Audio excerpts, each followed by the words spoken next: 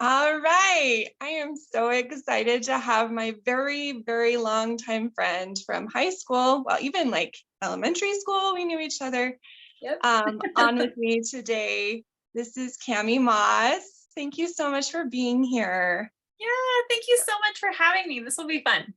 Oh, so fun. So fun. So, Cami does coaching for women mostly, right? Yes. Yep. Tell That's us right. a little bit about that. Yeah, so I really help women clarify like their dreams and help them confidently go after them. So a lot of people, maybe they don't have a dream or they don't think they have a dream, but really they've just felt this like longing or yearning to do something. So I really Mhm. help them clarify that and then have the confidence to actually move through and hit their goals. So Oh, I love that. yeah, How cool. And it's you've been great. doing that for how long have you been doing that? So I went to school 2 years ago. So just been doing that mostly offline. So a lot of people don't know about me in the online space, but yeah, I love it. Nice. Yeah. Has it been nice to do it offline? It's been actually really nice. It was something that I really needed in the beginning to like just do my thing offline because being online for a while when I was doing other things and other creative pursuits and trying to do other businesses, it was just overwhelming. And the comparison thing really got to me. So Yeah, I for really sure. was just like, want to start off on the right foot, go back to center, really just feel authentic to me without like, what is she doing? What is she doing? And like, just stay in my own lane. So it's been great. Oh, good. Yeah. Good. So how did you just have your email list or like how did you get people to I know Yeah. this is off topic, but I'm actually kind of really interested. Yeah, no, it's such a great question. Yeah, really, it's like people that I'd worked with before. So when I was in school, I was working with a handful of women. I just reached out to them. They owned businesses, and I Mhm. knew I could really help them.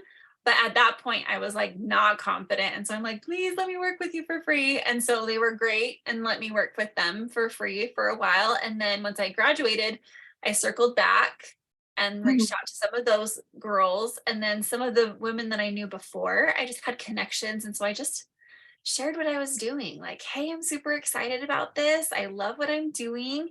This is kind Mhm. of what I do. Would you be interested? And so I got clients that way. So, and then some other people, I did a group program in my neighborhood, picked up a couple one on one clients that way. So just been a progression. Yeah. I love that so much. It's like you are giving other people, maybe watching this, permission to do it that way because Yeah. we feel like we have to have a social media presence. Like you have to do it that way. Yeah. And honestly, just that constant like create, create, create, it just gets exhausting. Yeah. If it's not your thing, it's not your thing, especially in the beginning. I think Mm, when you're able to just do like workshops where you can just go into a book club and say, hey, I can add value. Could I just come to your book club for one night? And I'd love mhm. to just do my workshop. And then afterwards, just inviting people into a free call if they're interested. But it's not a pressure. I don't know. I think that the selling always had gotten me before of like the high pressure and people are going to feel weird and icky. And Mm, really, it's totally about like serving first. And then mhm. if they're interested, they reach out to you. Like you're not reaching out cold to anybody. They're reaching out to you if they feel like they got value and something's speaking to them. So, yeah. I love it. Oh, I love it so much because I'm trying to find balance. And honestly, we're talking about perfectionism, and I'm going to be straight out honest with you. This actually kind of goes along with perfectionism for me because I feel like I need to do marketing, I need to run the business perfectly, right? Mm, yeah. And I just get in my own way. Mm, And mhm. and nothing's ever good enough, so I just kind of don't do it at all. Yeah. Yeah. That makes sense. That That's makes really not helpful. Yeah. Okay. Yeah. So yeah, so let's talk about perfectionism for a bit. I was just telling you earlier that I have struggled with perfectionism most of my life.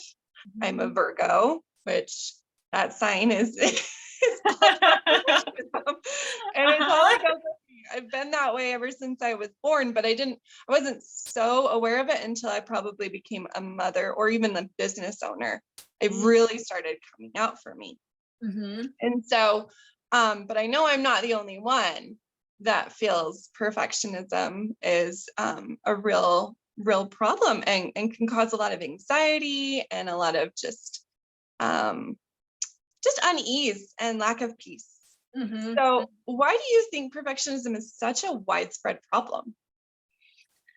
Well, I think we have a lot of things at play here, honestly. Like in this day and age, obviously there's like the social media aspect, right? We have the ability to curate everything to look perfect. We have filters, we have, we have Illustrator, we have Photoshop, we have all these things to really curate things to Yeah. perfect. So we're surrounded by so many perfect images and seemingly perfect lives constantly. So I really think it's not really super surprising that we find so many more people showing up with an issue like this. Yeah. Just because the illusion is so attractive of people achieving actual perfection when that isn't reality. But Right. when you're not privy to like seeing the behind the scenes, I think it's so easy to be like, no, that is reality. Like they Right. really look like that, or they really do have a perfect life. Like that's all they do is go on vacation and live in their beautiful, perfect house. Like that's really how it is. And so I think it's really hard for people to grasp this concept of no, that is not No. reality. Mm-mm. That's fake. Yeah. Yeah. Yeah. I saw this Instagram reel the other day, Go and away, she's baby. like, Go away, do you want to know what it seems like these influencers or these experts like have these beautiful kitchens because she does cooking or something like that, and she's like, how you always see that, well, let me just show you my other side of my kitchen. And it was just so refreshing to be like, she's like, I push it all over to the side, and she had like piles of all this stuff just over this side, and I was like, you know what, thank you for your transparency, and thank you for just saying like, yeah, we live in real life and we're trying to run businesses in real life, and Yeah. so we just don't have time to Yeah. clean our kitchen every day. Yeah, that's so true. And I really want to point out too, there's a couple different types of perfection. And I just want to make sure that I'm speaking to the one that I feel qualified to speak in and not speak to the one that I'm not, because there's also like a lot of studies that have been done that if you have OCD, perfectionism is associated with OCD. Yeah. We see OCD increasing and increasing and increasing.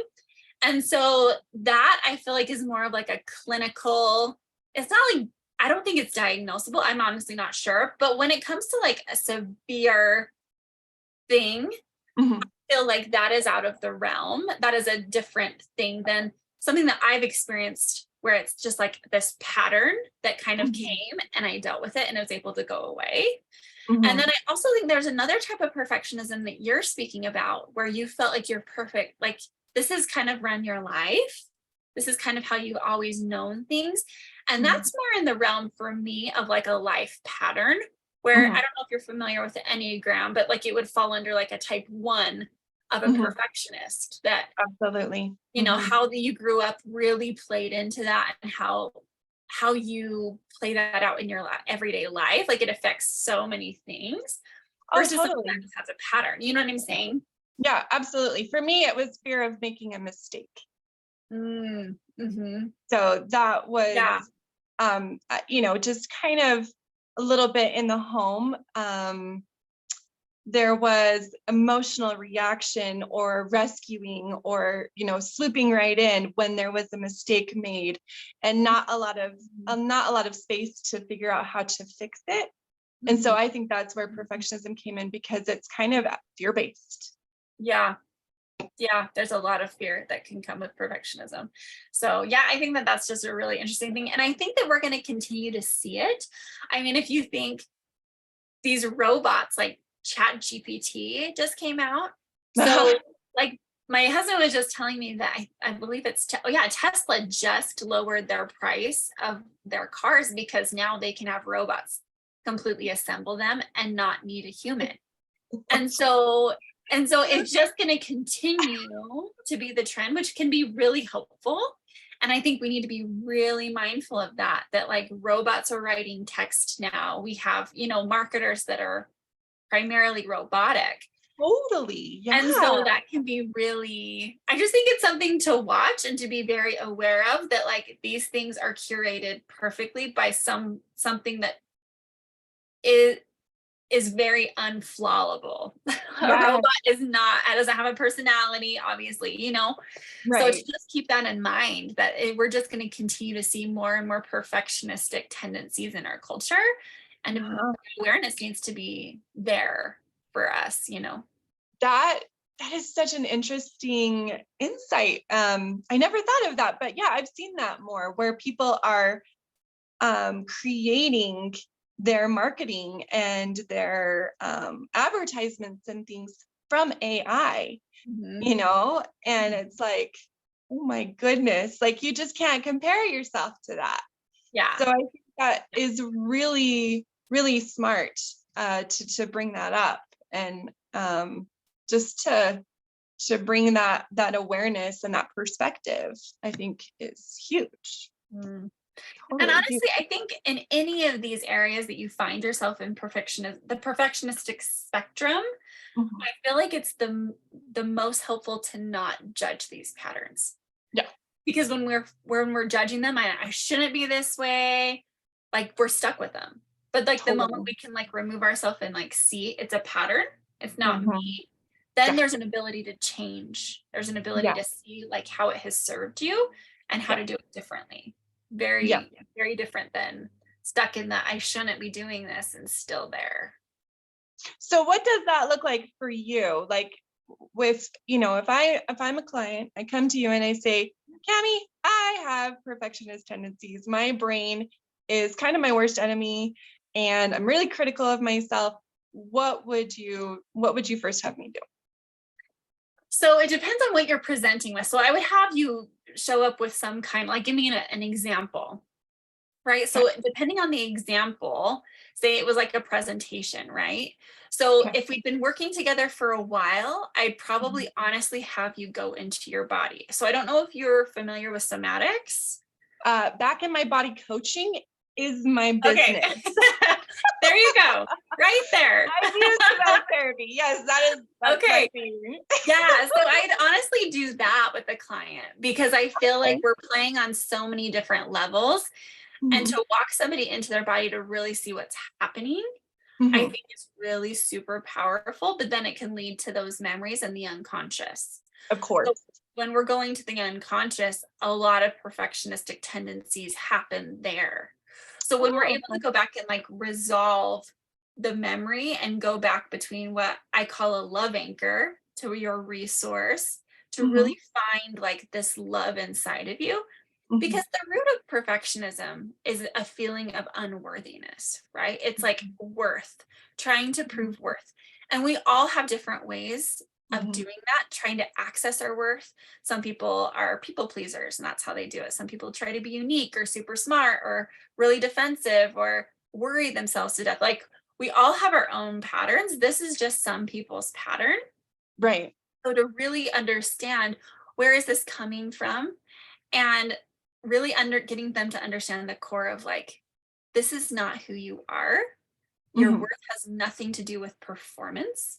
mhm, It is inherent. And so really taking them into this journey of figuring out where that is coming from, what images or memories they see, and really mhm, healing that part of them, really trying mhm. to mend that. Because if you don't go back to the source or like an earlier memory or an earlier, or even just getting into the body, you would totally know this. It just keeps coming up. You'll Yeah, just, you're it trying to doesn't do matter it the through the mindset. mind. Yeah, it doesn't matter how much mindset work you do if you don't go and heal that. Absolutely. And Mhm, so I think that is like, if you're going back to the root, then you can play on the mindset levels.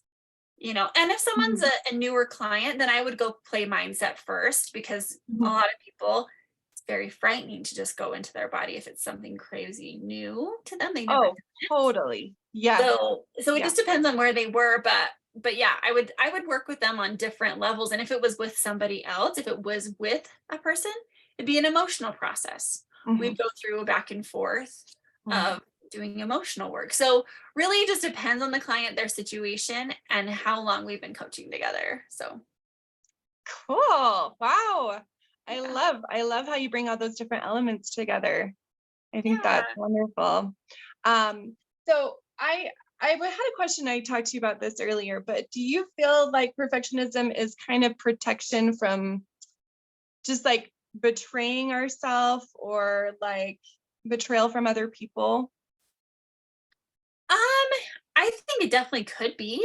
I definitely I'm not I don't feel like I'm an expert in that I can like speak to where it originates from. I think Uh-huh. everyone's experiences are different. Like you said, there's like a more personality pattern or like how you grew up that played into that. For Mhm. me, it was when I went to college and I was like a decent student in high school. Yeah. Yeah, And to you did college. great. And then you go to college and you're like, oh my goodness, all of a sudden I'm not the special one. You're not Mm. the one that's getting all the high grades. And so Mhm. Mhm. you see everybody doing their cool things and they're doing it so well. They've been doing Mhm. it their whole life. And all of a sudden, something that you were just like rocking your world in high school. And then you're like, I'm not special. And all these people are doing all these things. Right. I even compete or compare. And then you mix in like, by the way, this is a great time to get married. And you're like, why would anyone marry me? Like, I'm not this, or this, Mhm. this, this, this, Mm. this. And the things I Mm. do, Mm. I don't do them that great. I'm definitely not perfect at them. Like, why would anyone Mhm. even take a second look at me? So I think that we've got so many things playing out here, why different people go down that road. Mhm. Yeah, I just think it's very individual. Oh, totally. Totally. Yeah. Um, I I think it's really interesting how you said I'm not the special one when, it's just kind of we delude ourselves almost sometimes with perfectionism. Mhm. Yeah, Right? for Doesn't it sure. feel kind of like a delusion a little Oh, bit? yeah. Yeah, it is because I think at the first you're like, you really do think that there's something to you. And then all of a sudden you're like, wow, my whole life's been like a mirage. When in reality, it's like Mhm. that's really unfortunate that the perfectionism is targeting your weaknesses against someone's strengths. Or Totally.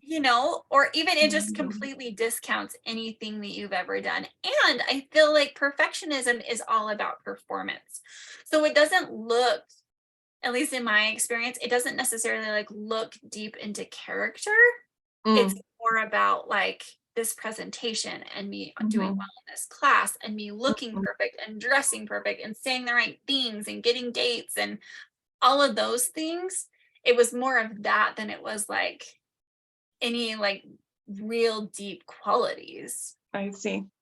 Yeah. So it's more external validation that Yeah. really motivated the perfectionism. Well, and that is the definition of perfectionism is that perfectionism, that what differentiates in my mind perfectionism from doing like your best is perfection. And I have this quote because I think it's really good, but it's by Brene Brown. She says, healthy striving is self-focused. How can I improve? Perfectionism is other focused. What will they think? And that's Mm. exactly what it is. Perfectionism plays on its whole, like the whole plot surrounding perfectionism is I need to keep this up so other people like me.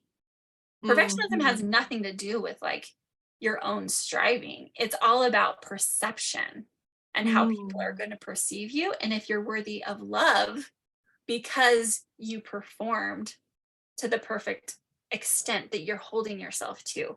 When like inner striving and like I want to be my best version of myself, that Mhm. to me is for most of the time, I would say that is just really trying to do your best. Mhm. Unless you're looping and really you've bought into this idea that you are not worthy to yourself Right. unless it's perfect, which is a different That that's is a different different. level too. That is different. I was just like, oh my gosh, just like blowing my mind here. So many ways to look at it. And I just never knew there were so many different ways to look at perfectionism. This is awesome. So I guess my question before about betraying others, maybe that's not the word I should use. Maybe it's more letting people down or disappointing. I feel like perfectionism for me has been very driven because I don't want to let people down. And maybe it's more I don't want to let myself down. But I do think it's more about, disappointing others. And I think that's where I think mindset work is very powerful, because the question is then, what are you making that mean? If you do disappoint others, what does that mean about you? If you do disappoint others. Mm-hmm. So that's a deep inquiry, right? Like there's a lot, I there's can feel probably quite a emotions bit. in my body right now. I'm trying to be Yeah. in my body. Yeah, there's a lot, we attach meaning to things like that. Mm-hmm. And so I think it's a really good inquiry to see, like, yeah, I don't want to disappoint so and so, but what's the reason for that? Mm-hmm. Right? Because there's a reason. Probably love. Like I'm sure it has to do with feeling like love and belonging and all those Brene Brown words, right? Mm-hmm. But that's the thing, is it to fit in? On the play of Brene Brown, is it to fit in or is it to belong? Very, that there is a distinction there for sure. Yeah. So oftentimes I think perfectionism can be used to fit in. We're trying to fit in the mold, right? Whereas Oh yeah. belonging is like showing up in our beauty and how we are, exactly how we are, performance or no, and being accepted 100%, Mm-hmm. you know? Which is scary for sure. Yeah. Yeah. It's not an easy task for sure. It's a simple one, but it's not easy. Yeah, right. Because I read, speaking of Brene Brown, I read Braving the Wilderness, one of the best books I ever read. And she's like, you have to step in the arena, you have to be brave. And what's really interesting is I was thinking about this. Do you like Lindsay Sterling? I like her. Okay. She's amazing. She is amazing. She's a perfectionist, by the way. She is Yes. she's incredibly hard on herself, but she does amazing work. Anyway, she did, I don't know if you keep up with her music or music videos, but she did a song called The Arena. Mm. And it goes along with the poem that was at Franklin Roosevelt or Yeah, I think it was. yeah, one Yeah. of those. It was one of the Roosevelts. One of those Roosevelts. So she had the poem and also Brene Brown talks about the arena as well, right? And I remember in this music video, it has them performing in an arena, they're dancing or whatever. And like they have people, kind of like looking like they're gonna attack or whatever. But what really got me is actually that was delusion, because actually what was going on, it was themselves watching themselves in the arena and them it was deep, it was so deep, you got to see it. So it's actually Lindsay and Derek Huff, her partner, were in the arena watching them with these faces of just like complete disgust. And I was like, oh my gosh, that's so true. We think that we're going to have all these like animals in the arena, but really the critics are us. Yeah. Anyway, that is so cool. Like, I'm so glad that you shared that. I need to go watch that.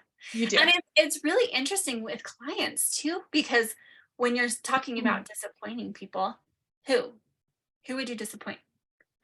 Because most of the clients that I work with they're like, people are judging me or they're going to be disappointed. And then when you ask them who, they're like, I don't know. I don't know who that would be. Like, who are the someones? Who are the someones? Yeah. They're not sure, because when they actually come to like reality of, yeah, that person, no, that doesn't make sense. And that, no.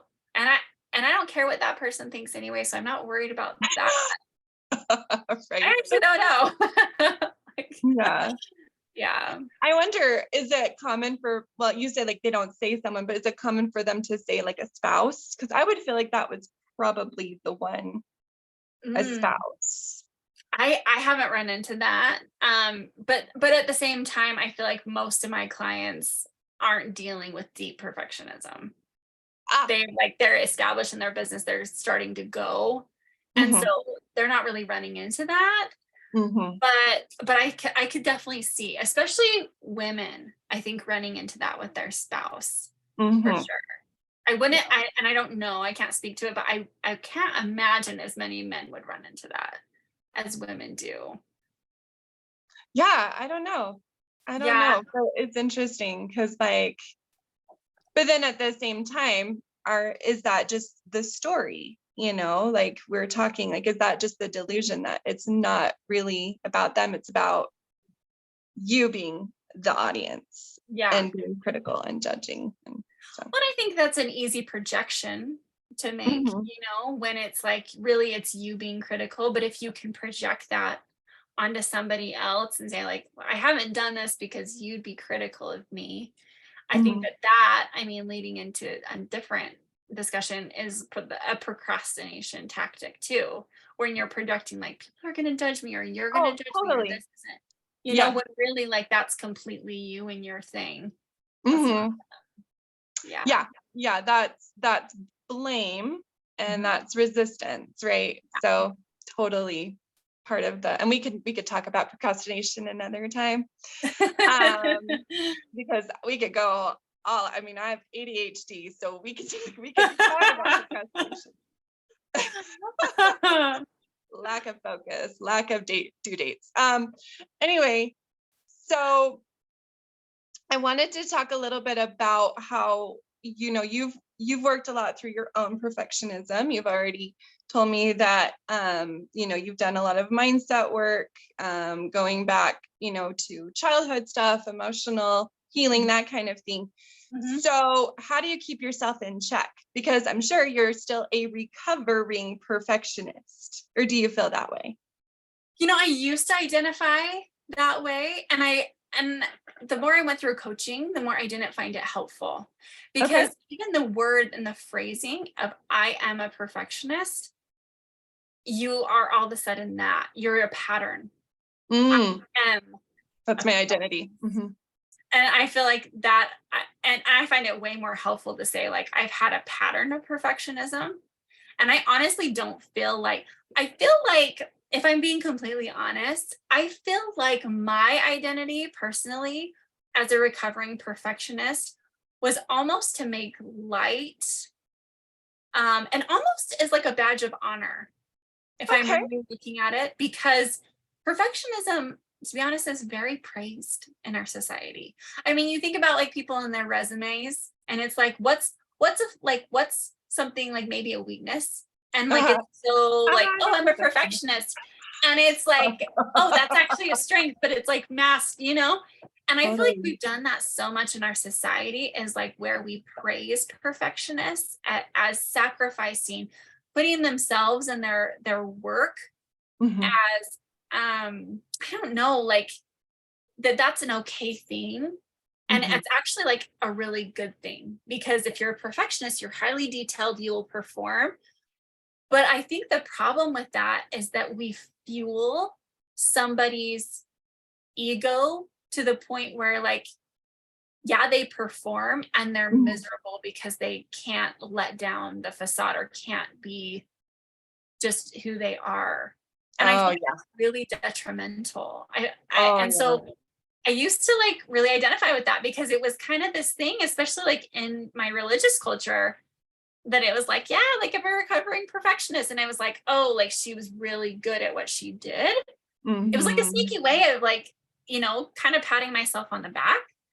And I Okay. just, for me, I don't identify that way anymore. I see it as a pattern that I had, Mhm, and then I really like have done a lot of work on to mhm, change the pattern. And mhm, so, although I think that those lessons are very valuable and I've taken them with me, for me, mhm. it's not helpful anymore to identify that way or to continue to carry that with me anymore. Oh, I love that. And I think I'll definitely um start using a pattern, because we don't want that to be our identity, like you said. And the mask, the facade, the performance. Oh my gosh, do I feel that? oh, do I feel that? And you're just like, I am done. I am done Yeah. performing. I'm done. Yeah. Not doing it anymore. Yeah. It was exhausting, and it wasn't, it was but I finally saw it for what it was. It was like, I'm just hustling to prove that I'm enough. Mhm, And I'm just done with proving that I'm enough, because I've done mhm, so much deep work to realize that worth has nothing to do with performance. So mhm, they're totally separate for me now. And so it mhm. just kind of really like breaks my heart when we accept that in society, and we kind of project that onto our children. I was just reading my daughter Amen. a book like that said like this TV show had done this book series, a childhood TV show, and I was like, oh, I used to love this show, so cute. And so we were reading this book, and she talks about how she's like, today I'm going to be perfect, and to be perfect you got to do this, and to be perfect you got to do that. And I told my daughter, I was like, I don't feel comfortable like reading this, because that's not That's like, not we're true. not trying to be perfect.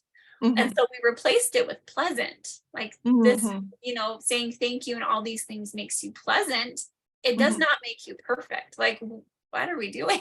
What are we doing Yeah, to our kids? Like, yeah. no, that's not the goal, is to be perfect or for other people to perceive you that way. You know, Mhm, that's mhm. that's not okay, in my opinion. Yeah, no, I think it's wonderful now that you have that deep understanding and that healing. Now you won't be passing it to your kids because that Mhm. is the real problem too, isn't it? That it's an Mhm. epidemic, and then we're passing it on to our kids and saying you're not good enough the Mhm. way that you are. Well, and that I think too is acceptable in some ways, because when you look at, if you have any kids in sports, you probably have experienced this to some extent. I mean, we're sitting on the field with our son that's 10, and you have those parents or the coaches even that are like demanding perfection, and they're really upset when they don't handle the ball the way that they want. And I just, to me, it's like parents, and this is something that I really worked on and that I read a long time ago, but as Mm, a parent it can be so easy to like focus on performance, right? mhm, Like, you did such a good job, or like if they lose, like, it's all right, like, better next time, buddy. When mm. really, like, if we're communicating to our kids, we really want to communicate to them like value and worth. It's like, you know what, bud, I loved that I was just able to come and watch you at your game. I love watching you play. Period. I love Period. showing up because you played, and I love being here for all of that. No winning, Mhm, no losing. Who cares? It's about like presence and relationship, instead of mhm, like, you're only worth it if I can coach you. mhm, Like, next time, what do we got to do better? It's just mhm, fine. But if it's coming from a place of love, that can be felt.